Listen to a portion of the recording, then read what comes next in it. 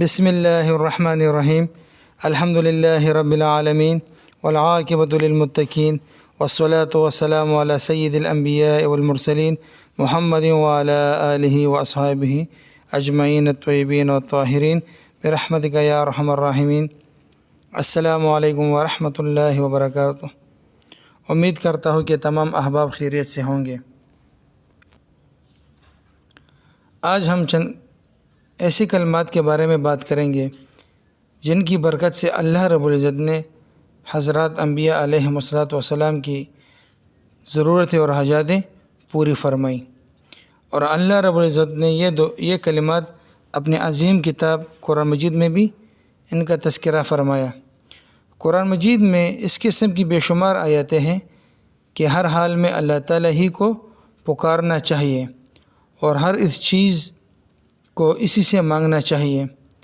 قرآن و حدیث کی دعاؤں میں جو تاثیر ہے وہ اور دعاؤں میں نہیں ہو سکتی۔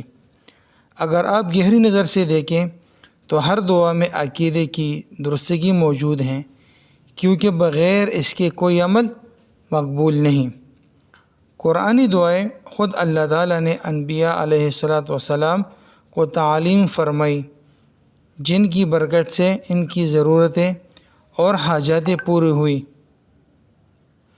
کیونکہ دوسرے انسانوں کی طرح وہ بھی انسان ہی تھے۔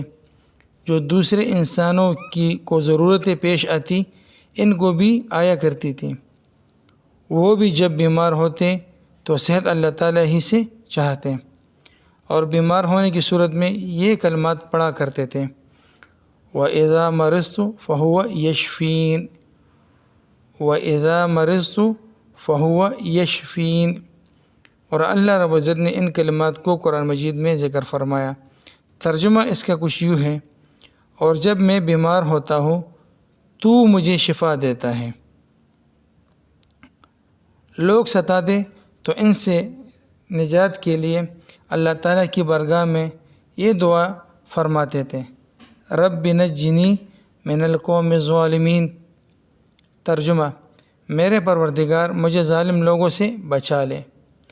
حضرت آدم علیہ السلام سے لغزش ہو گئی تو اللہ تعالیٰ نے ان کے دل میں یہ بات ڈالی کہ یہ دعا مانگو، تمہاری لغزش معاف کر دیں گے۔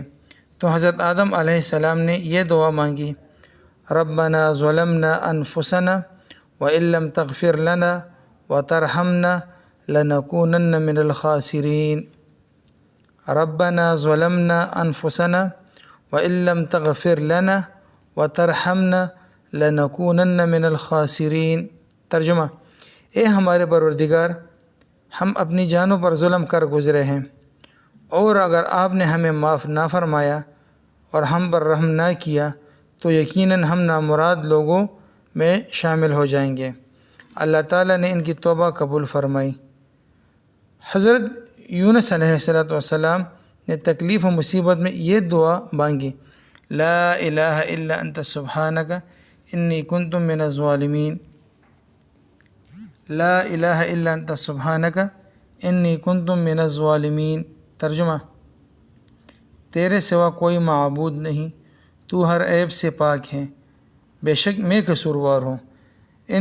اس دعا کی برکت سے حضرت یونس علیہ السلام کو دریا اور مچھلی کے پیٹ سے نجات ملی۔